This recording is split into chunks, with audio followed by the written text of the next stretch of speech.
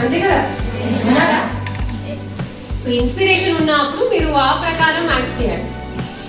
ఎందుకంటే మీ కుటుంబంలో మీ ఊరులో ఉన్న చిన్న పాపలు మీకు లుకప్ చేస్తారు.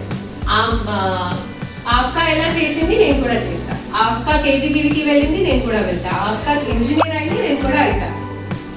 So what you do is being watched by people in your village. So that's why study well, do well. So ఇప్పుడు ఇక్కడ మీరు ఇంటర్ లో ఉన్నారు, ఇక్కడ 12th అయిన తర్వాత ఏం చేస్తారు? Degree exam.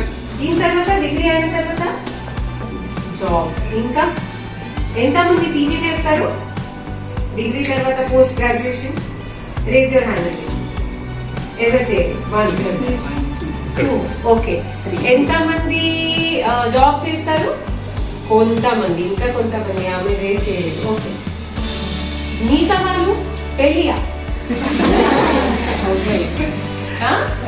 అది కూడా ఓకే, అందరు చేస్తారు. కానీ ఫస్ట్ ఒక జాబ్ తీసుకున్న తర్వాత ఓకే.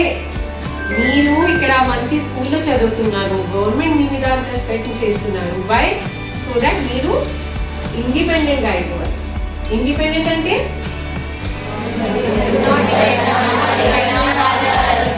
సో ఇప్పుడు పేరెంట్స్ మీద డిపెండెంట్ ఉన్నారు, దీని తర్వాత హస్బెండ్ మీద. అట్లా ఉండకూడదు. You have to earn for your self. Okay అమ్మా? మీరు హ్యాండ్ రేస్ చేయలేదు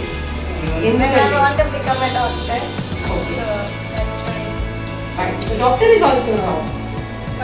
సో ఈ స్కూల్లో ఉన్న ప్రతి ఒక్క పాప ఖచ్చితంగా ఒక జాబ్ చేస్తారు. చేస్తారా?